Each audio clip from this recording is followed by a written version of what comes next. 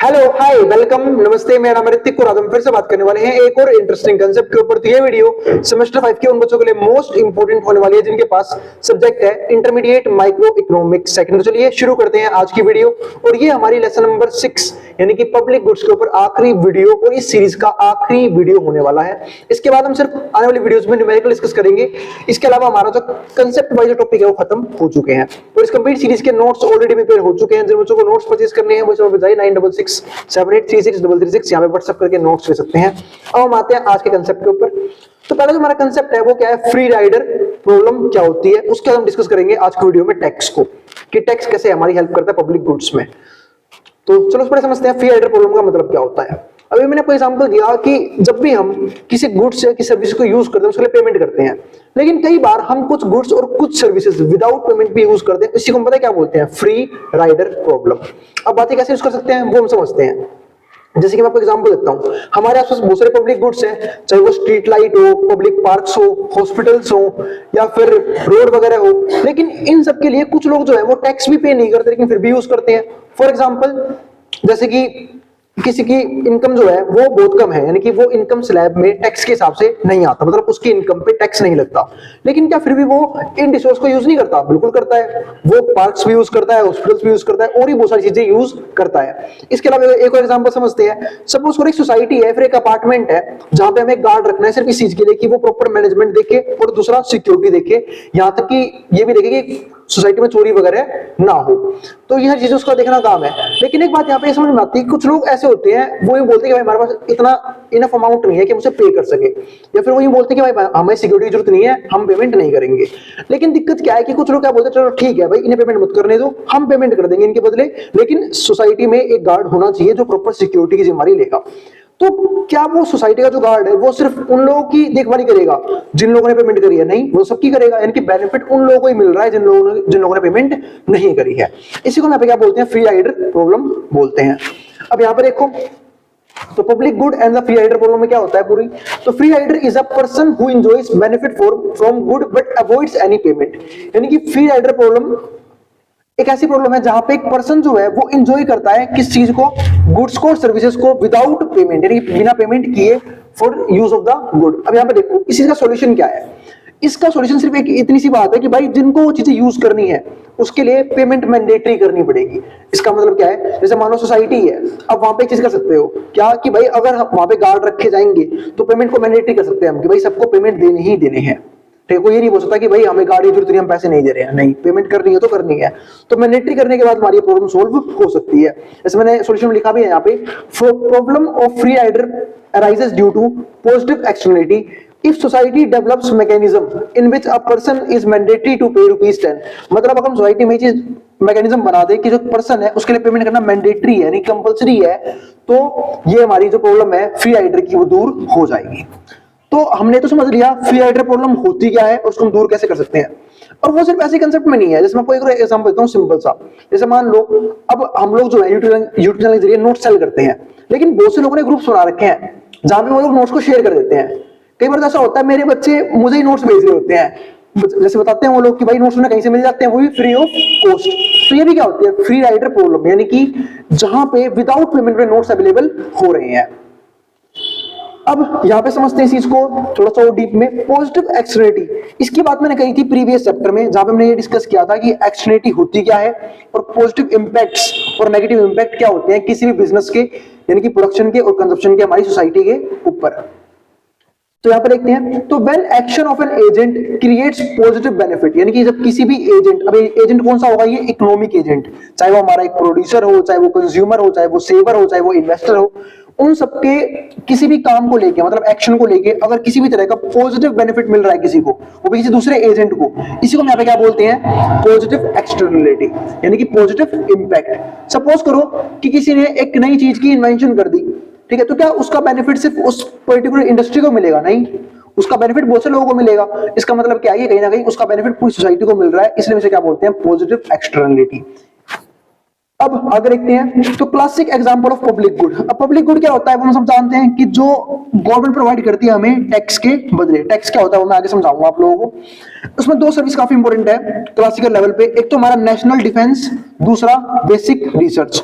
दोनों को मैं डिफाइन कर चुका था प्रीवियस वीडियो में भी कि नेशनल डिफेंस का मतलब क्या है कि जब हम अपने बॉर्डर की सुरक्षा करते हैं किसी दूसरी कंट्री से या फिर कुछ टेररिस्ट से, कि वो हमारी कंट्री में आगे कब्जा वगैरह ना करें, हमले वगैरह ना करें, उनसे बचने के लिए जब हम कोई सिस्टम बनाते हैं हम क्या बोलते हैं, डिफेंस सिस्टम।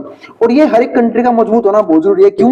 वरना इसके बिना हो सकता है कि कुछ जो गैर कानूनी लोग हैं जिन्हें हम टेररिस्ट बोलते हैं वो हमारी कंट्री में आ जाएंगे और हमारी कंट्री के लोगों के ऊपर हमला करने की कोशिश करेंगे। इसके अलावा कई लोग ऐसे भी होते हैं जो बॉर्डर में घुसने की कोशिश करते हैं या फिर जमीनों को ऑक्यूपाई करने की कोशिश करते हैं। उनसे बचने के लिए भी डिफेंस सिस्टम क्या होना चाहिए, काफी मजबूत होना बहुत जरूरी है।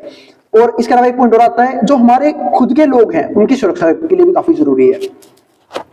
अब अगर देखो यहाँ पे हमारा अगला पॉइंट दूसरा हमारे क्या आता है, बेसिक रिसर्च।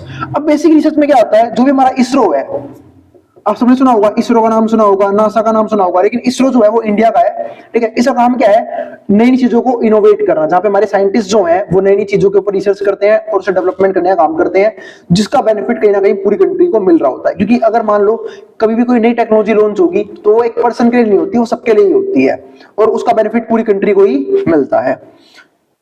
अब आते हैं अगले टॉपिक पे जिसको हम क्या बोलते हैं, कॉस्ट एंड बेनिफिट एनालिसिस। अब एक कॉस्ट एंड बेनिफिट एनालिसिस पहले से डिस्कस कर लेते हैं, फिर हम पढ़ेंगे इसमें क्या लिखा है मैंने। तो कॉस्ट एंड बेनिफिट एनालिसिस मतलब क्या होता है कि एक सिंपल सी बात है, हम किसी चीज के लिए पेमेंट कितनी कर रहे हैं और उससे मुझे रिटर्न्स कितनी मिल रही है। मैंने आपको बताया था कि प्रोड्यूसर जो है वो हमेशा अपने कॉस्ट को कम रखने की कोशिश करता है और प्रॉफिट को और प्राइस को हाई रखने की कोशिश करता है ताकि उसका प्रॉफिट जो है बढ़ाया जा सके, क्योंकि इसके बिना प्रॉफिट बढ़ाना पॉसिबल कभी भी नहीं होता। सपोज करो अगर कॉस्ट कम है और हमारे पास यहाँ पे मतलब कॉस्ट ज्यादा है और रेवेन्यू कम है, इसका मतलब क्या है कि कहीं ना कहीं प्रोड्यूसर को लॉस झेलना पड़ रहा है। इसलिए कॉस्ट और बेनिफिट मेजरमेंट काफी जरूरी होता है और ये काम सिर्फ प्रोड्यूसर नहीं करता, कंज्यूमर भी करता है। एक कंज्यूमर जो है वो किसी भी गुड्स को या किसी भी सर्विसेज को कब कंज्यूम करेगा, जब तक उसको जो मिलने वाला सेटिस्फेक्शन है वो उस पैसे से फालतू है। सपोज करो मान लो मैं कोई मूवी देखने गया, वहां पे मैंने 300 रुपए खर्च किए, तो अगर मान लो वो मूवी जो है वो मुझे उससे फालतू का जो वर्थ है वो नहीं दे पा रही, इसका मतलब क्या, मूवी मेरे क्या थी, बेकार थी।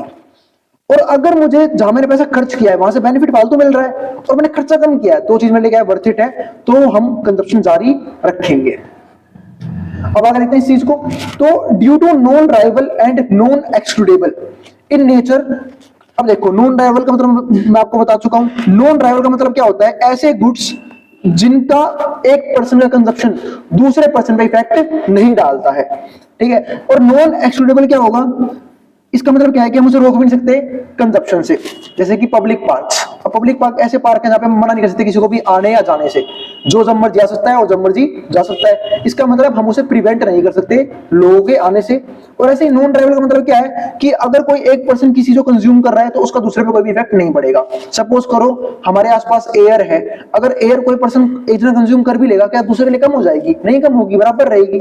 तो इसी को हम यहाँ पे क्या बोलते हैं, नॉन अराइवल। और ये हमारे कौन से होते हैं, पब्लिक गुड्स। क्योंकि जनरली जो प्राइवेट गुड्स होते हैं, जैसे मान लो अब कोई सेब खाता है, अब सेब खाने में थोड़ी ना है कि भाई अगर एक ने कंज्यूम करे दूसरे के लिए बचा रहेगा, वो नहीं। अगर वो किसी एक पर्सन ने कंज्यूम कर लिया है तो दूसरे के लिए क्या हो जाएगा, वो कम हो जाएगा, फिर खत्म हो जाएगा। तो जितने भी हमारे नॉन राइवल और नॉन एक्सक्लूडेड प्रोडक्ट हैं in nature conclude that public goods, हम इसे पब्लिक गुड्स मान के चलते हैं, should buy provide by government. इन्हें कौन प्रोवाइड करती है, गवर्नमेंट खुद प्रोवाइड करती है। If leave supply of public good on market, अगर आपने मार्केट पे ये चीज छोड़ दी तो क्या हो जाएगी, हमारे पास इनएफिशिएंट हो जाएगी, इनएफिशिएंट क्वांटिटी। यानी कि अगर मान लो आपने एयर को प्राइवेटाइज कर दिया, वाटर को प्राइवेटाइज कर दिया, तो हुआ क्या, गरीब लोगों को ये भी पुअर क्वालिटी में मिलेगी और अमीर लोगों को ये भी अच्छी क्वालिटी में मिलेगी। तो इसलिए गवर्नमेंट जो है ना वो इनको अपने अंडर में रखती है ताकि वो एफिशिएंसी प्रॉपर तरीके से मेंटेन करके रख सके। अब इसके बाद एक ड्रॉबैक क्या आता है इसमें, वो समझते हैं। When the benefit and cost are not same unit then can not use cost and benefit analysis. अगर जो कॉस्ट है, ठीक है, और जो हमारा बेनिफिट है, अगर हम उसे सेम प्राइस से मेजर नहीं कर सकते तो हम उसे मेजर नहीं करना चाहिए। अब एक सिंपल सी बात ये आती है कि मान लो मैं कॉस्ट को नापूं डॉलर्स में, ठीक है, और जो बेनिफिट उसको नापूं मैं रुपीस में, तो बहुत मुश्किल हो जाएगा उसे कंपेयर करना।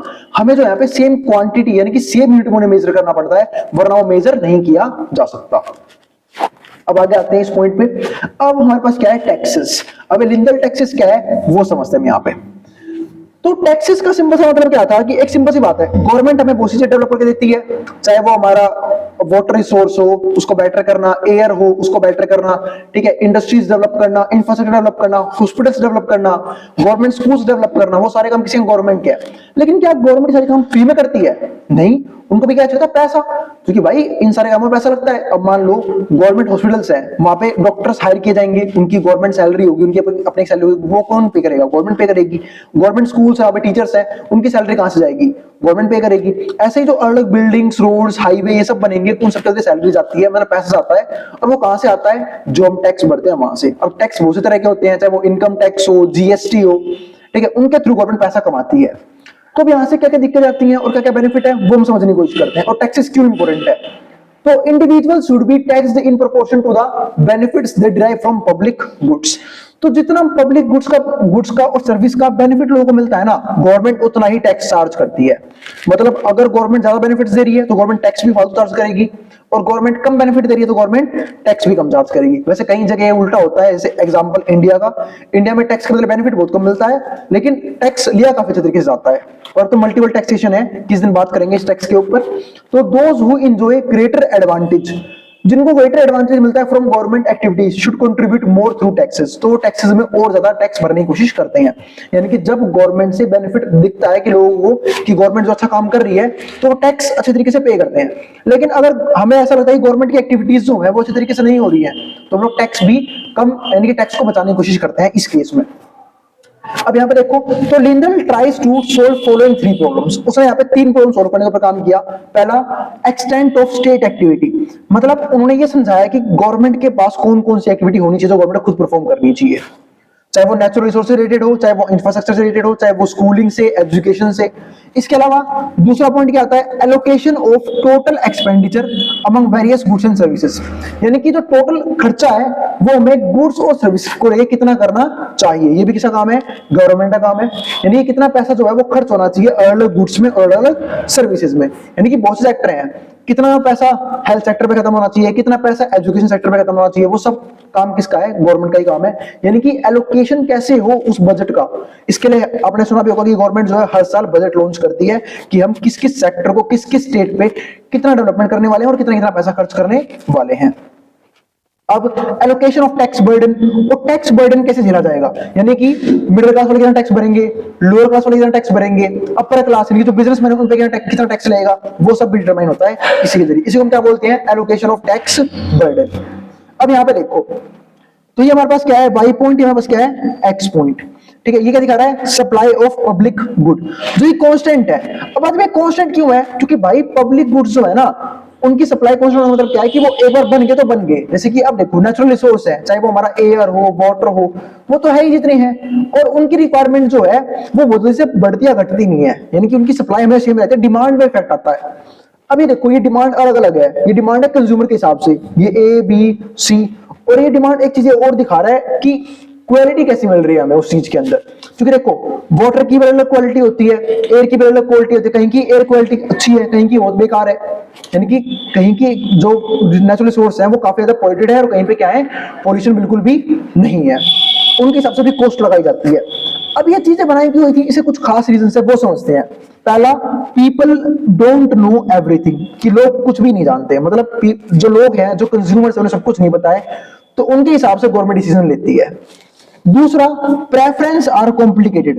अब प्रेफरेंस का मतलब क्या होता है कि भाई अब इतने सारे लोग हैं, इतने सारे कंज्यूमर है, किसी की चाहत कुछ है, किसी की चाहत कुछ है, तो हर एक की चाहत को गवर्नमेंट पूरा नहीं कर सकती। इसलिए गवर्नमेंट जो है वो ज्यादातर लोगों के हिसाब से चलती है कि ज्यादातर लोग क्या सोचते हैं, किस किस तरह की सर्विसेज के बारे में सोचते हैं, और किस किस तरह के गुड्स को कंज्यूम करना चाहते हैं। इसके बाद, ट्रिकी फ्री राइडर प्रॉब्लम। क्या आपको लगता किस केस में भी यहाँ पे राइडर प्रॉब्लम है? कैसे है वो समझाता हूं मैं आपको।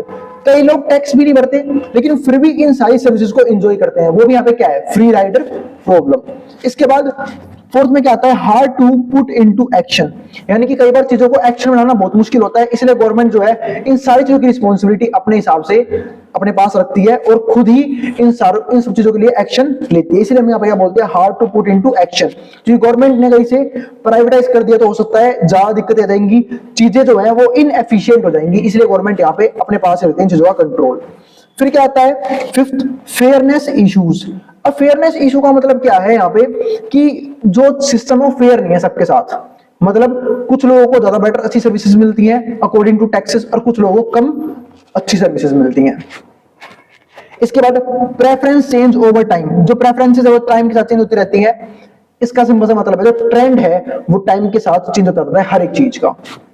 और जो लास्ट पॉइंट हमारे पास यहाँ पे problems with public goods for everyone. अब जो पब्लिक गुड्स का जो प्रॉब्लम है वो सबके साथ ही है। मतलब एक सिंपल सी बात है, अगर मान लो गवर्नमेंट ने कोई स्कूल डेवलप किया और स्कूल में पढ़ाई अच्छे से नहीं हो रही तो वो सिर्फ एक पर्सन के लिए नहीं है, वो सबके लिए ही है। अब मान लो कोई हाईवे है जो खराब हो चुका है, मतलब जहाँ पे गाड़ियां नहीं चलाई जा सकती, तो प्रॉब्लम सिर्फ एक के लिए नहीं है, जो भी वहां पे आने जाने वाले लोग होंगे उन सबके लिए क्या होगी, प्रॉब्लम बनेगी। इसका मतलब क्या है कि जो भी पब्लिक गुड्स की प्रॉब्लम होती है ना वो सबको होती है, किसी एक को नहीं होती जनरली। तो यहां तक तो था हमारा कंसेप्ट। इसके बाद सिर्फ कुछ न्यूमेरिकल्स बाकी रह गए जो हम अगली वीडियो से देखने की कोशिश करेंगे। यानी कि चैप्टर हमारा फिनिश हो चुका है और साथ साथ हमारी सीरीज भी कंप्लीट हो चुकी है इस वीडियो के साथ। तो हम मिलेंगे अगली वीडियो में, और अगर वीडियो पसंद आई हो तो वीडियो को लाइक के बिना मत जाना और चैनल को सब्सक्राइब भी कर देना। और एक चीज का और ध्यान रखना भाई, जिन बच्चों का एग्जाम हो जाए क्वेश्चन पेपर मेरे को व्हाट्सएप कर दिया करो ताकि मैं अगले वीडियो से सोल्व करवा सकूं। दूसरा कि भाई सीरीज को हमेशा सीरीज वाइज देखा करो ताकि आपके हर एक जो टॉपिक्स है वो टॉपिक वाइज ही क्लियर होते चले जाएं। अब जिसको जो उतारना उतार सकता है, मैं हट रहा हूं बोर्ड के सामने से।